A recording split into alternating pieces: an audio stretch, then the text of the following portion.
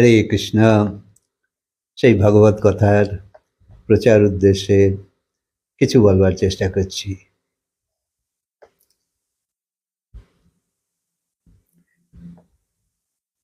জীবনে একজন পথ প্রদর্শক তো দরকার আছে। একটা নতুন রাস্তায় যেতে গেলে একজনকে চাই, যাকে আমরা গুরু বলি। গুরু যদি না থাকে তাহলে জীবনকে ঠিক জায়গায় নিয়ে যাওয়া যাবে না।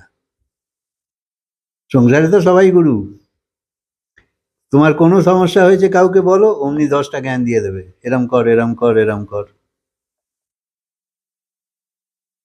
তুমি ওরকম দিচ্ছ। জ্ঞানে অজ্ঞানে পাপ কিন্তু হয়েই যাচ্ছে সবাইরই। জ্ঞান থাকলেও পাপ করি, অজ্ঞানে তো হয়ই। কিন্তু ফল দুটোরই ভোগ করতে হয়। তুমি জেনে শুনে বিষ খাও তাও মরবে, না জেনে খাও তাও মরবে, ফল হবেই। আর যদি জ্ঞানী লোকের পাপ হয় তাহলে সে অনুশোচনা করে। অজ্ঞানী যদি হয়ে যায় তাহলে তুমি বুঝতে পারবে না।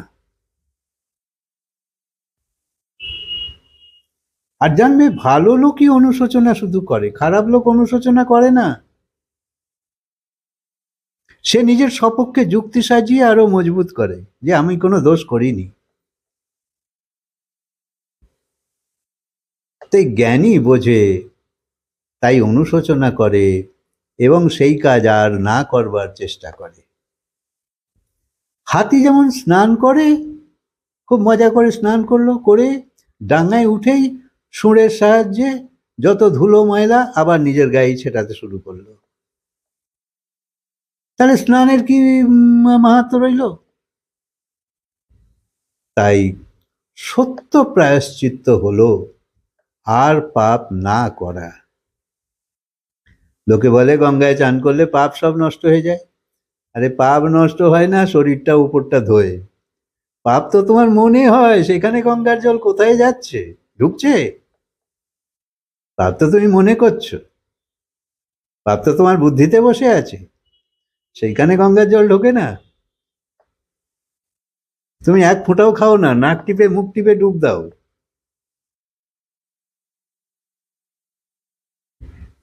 তাই সত্য প্রায়শ্চিত্ত করো, যে ভুল যা হবার হয়ে গেছে, এখন থেকে এর শোধন শুরু করব।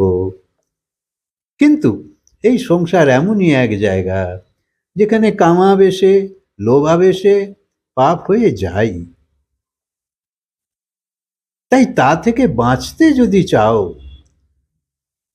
তাহলে ভগবানের নামের আশ্রয় করো।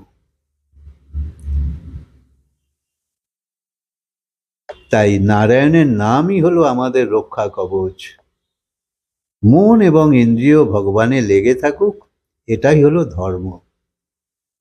আর যদি মন আর ইন্দ্রিয় ভগবানে লেগে নেই, ইন্দ্রিয় মানে চোখ কান নাক মুখ, হ্যাঁ, জীব ত্বক, এইসব জ্ঞান ইন্দ্রিয়, এগুলোই তো সংসারে ঘুরে ঘুরে ঘুরে বেড়াচ্ছে। চোখ যা খুশি দেখছে, কান যা খুশি শুনছে, শরীর যা কিছু স্পর্শ চায়।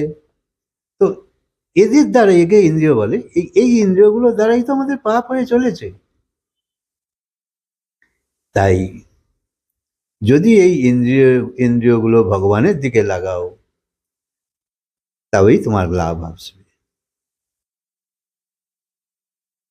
মন এবং ইন্দ্রিয়কে সামাল দিতেই হবে।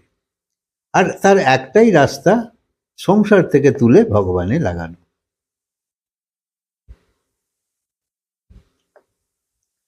অন্যথায় অধর্ম তোমার নিত্য সঙ্গী। আধ্যাত্মিক দিক থেকে দেখলে অর্থ তোমার বিরহই তৈরি করে। কম থাকলেও তোমার শান্তি হয় না, বেশি থাকলেও শান্তি হয় না। চোরে না লুটে, ডাকাত না পড়ে, ইনকাম ট্যাক্স না আসে, বুঝলে না, কোথায় শান্তি? এখানে লুকিয়ে রাখছো, ওখানে লুকিয়ে রাখছো, তার চিন্তা তো তোমার মাথায় থাকছে। শান্তিতে আছো? তাই না পেলেও শান্তি, পেলেও শান্তি কোথায় আছে? তাই যে সম্পত্তি তোমাকে শান্তি দেয় সেই সম্পত্তিরই মূল্য। তাই অধর্মতে শান্তি কোথা থেকে আসবে বলো? তাই ভক্তি করো, ভগবানের সঙ্গে জোড়ো। ভক্তেরও কাম আছে। ভক্তের কাম মানে কি? দেখো, কাম শব্দটা ঘৃণ্য নয়। কাম মানে হলো এই জগতের যা কিছু চাওয়া তোমার মনে উদয় হয় তাকে কাম বলে। জগতে তুমি কত রকম কিছুই তো চাইছো, সামগ্রিক দৃষ্টি।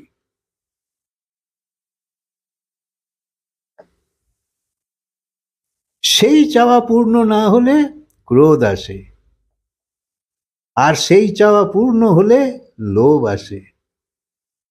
তাই কাম থাকলে, অর্থাৎ চাওয়া থাকলে, দুটো জিনিস তোমার সাথে সাথেই থাকবে, একটা ক্রোধ আর একটা লোভ।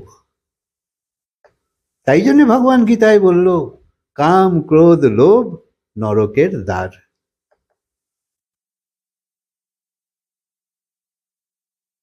যদি তোমার মনোকামনা পূর্ণ হয় তাহলে তুমি ভাবছো এটা পূর্ণ করেছি, আর একটা চাই। আর যদি না পাচ্ছ তাহলে তোমার রাগ আসছে। কোনো না কোনো পরিস্থিতি তো হবেই। কিন্তু ভক্তের কাম মানে ভক্তি, ভগবানকে ভালোবাসা, ভগবানের দিকে যাওয়া। তার একটাই ইচ্ছা, তার এই চাওয়া, যত সেই দিকে যাব।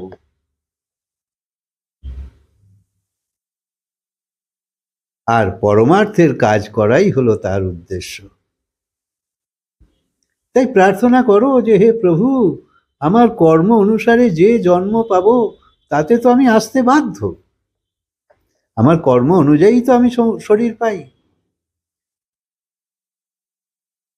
তাই ভগবানকে বলো, তোমাকে পাই বা না পাই, কমসে কম তোমাকে যারা পেয়েছে সদ্গুরু, তাদের দর্শনও যদি পেয়ে যাই তাহলেও জীবন ধন্য হয়ে যাবে। আর ভক্তির দৃষ্টিতে সেটাই হলো মুক্তি। যদি জীবনে তোমার সৎসঙ্গই এসে যায়, এই কথাকে ভালোবেসে ফেলো।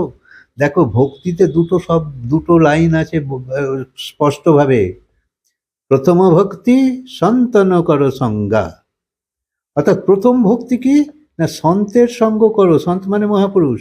এই মহাপুরুষ যারা ঈশ্বরকে নিয়েই থাকে, ভগবানকে নিয়েই থাকে, তাদের সঙ্গ করো অর্থে তাদের কাছ থেকে শোনো। শুনতে বলছি, তাদের থেকে শুনতে থাকো। আর দ্বিতীয় ভক্তি রতি মম কথা প্রসঙ্গা। অর্থাৎ কিনা এই কথাকে ভালোবাসো। এই দুটোই হলো প্রধান ভক্তি। সেই কথার প্রতি আগ্রহ এবং সেই কথাকে ভালোবাসা, তাহলেই তুমি ভগবানের প্রিয় হয়ে যাবে। ভক্তি মানে কি আবার খালি ফুল বেলপাতা নিয়ে গিয়ে মন্দিরে শুয়ে থাকলে অমনি হয়ে গেল? ওসবে হয় না। ভগবান যেরাম বলছে সেরাম করো, সহজে রাস্তা পাবে। তাই সেই গুরু ধরতে হবে, সেই সৎসঙ্গ চাই, সেই ভক্তির দৃষ্টি চাই। তাই ভগবানের অনুগ্রহ এবং ভগবানের যে পোষণ শক্তি তখন তোমার মধ্যে এসে যাবে। এই কথাকে সঙ্গী করো, ভগবান প্রসন্ন হয়ে যাবে, ভগবানের কৃপা আসতে থাকবে। অজান্তে যত গুরু মহাপুরুষ আছে তাদের কৃপা আসতে থাকবে তোমার উপর। এগুলো ঈশ্বরীয় তরঙ্গ। এই জন্যই তো ভোরবেলা ধ্যান জপ করবার কথা বলা হয়েছে। তখন সব সাধু মহাপুরুষরা যেখানে যে আছে সব ঈশ্বরীয় সাধনায় লেগে পড়ে, আর সেই তরঙ্গ বায়ুমণ্ডলে তখন ভেসে বেড়ায়, এবং যেখানে যত যে যা করছে সেই তরঙ্গ এসে তাদের অনুপ্রেরণা যোগায়। তাই সংসারের সরোবরে জীব এসেছে তো তৃষ্ণা নিবারণ করতে। বাসনা তৃষ্ণা এসবই তো জীবকে সংসারে নিয়ে আসে। বাসনা মানে জন্ম জন্মের তোমার যে সব ইচ্ছা, কি ইচ্ছা? বাড়ি বানাবো, গাড়ি বানাবো, এই করব, ওই করব, ওই করব, সংসার ধর্ম। এই বাসনা, এই বাসনাকে ছাড়তে হবে, এই কামনাকে ছাড়তে হবে। শরীর চালাবার জন্য যতটুকু প্রয়োজন তাকে দোষ মানা হয়নি, কিন্তু শরীর চালনার বাইরে যত কিছু আছে সেইগুলোই তোমার অশান্তির কারণ।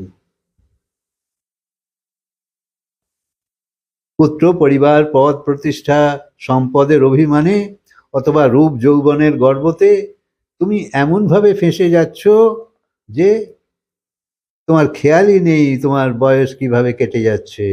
মৃত্যুর দিকে রোজ এক পা করে এগিয়েই চলেছ। কি মূল্যবান জীবন পেয়ে তুমি কিভাবে হেলায় হারিয়ে ফেলছো বুঝতেই পারছো না। তাই যখন থেকে এসেছো কাল তো তোমাকে ধরেছে, জন্মর সময় মৃত্যুর লেখা হয়ে গিয়েছে যে এই সময় এইখানে এইভাবে এইভাবে এইভাবে তোমার মৃত্যু হবে। তাই তক্ষুনি তোমায় কাল ধরেছে যে এবার তুমি আমার কবজায়। মৃত্যুর সঙ্গে লড়াই তোমার শুরু হয়ে গেছে সেই তখন থেকে। সময় চলে যাচ্ছে, আয়ু কমে যাচ্ছে, শক্তি চলে যাচ্ছে, আর মৃত্যু মানে কালের শক্তি বাড়ছে, কারণ তুমি তার দিকে যত যাচ্ছ, চুম্বকের দিকে যাচ্ছ মনে করো, সে টানছে, তো তোমার শক্তি কমে যাচ্ছে। তাই বৃদ্ধ অবস্থায় কমজোর, তখন জীবনে আর কি করবে বলো? তখন ওই ভগবানকে বলছো, হে প্রভু ভালোই ভালোই পার করো, আর তো পাচ্ছি না।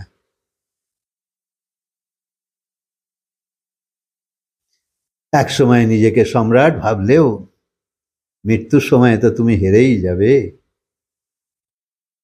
তাই ভালো এবং মন্দের এই হিসাবই হলো এই জীবন। এই যত সতর্ক হবে, এই কথার সঙ্গে জুড়তে থাকবে, ক্রমশ ক্রমশ তোমার বিচারের পরিবর্তন হবে। তোমার ভালো লাগবে যে পরিবর্তন করার দরকার আছে, তুমি নিজেই উৎসাহিত হবে, কারণ জোর করে এসব করানো যায় না। তাই পাপ পুণ্যের হিসেব, জীবনে কর্মের সব হিসেবই তো তোমাকে দিতে হবে।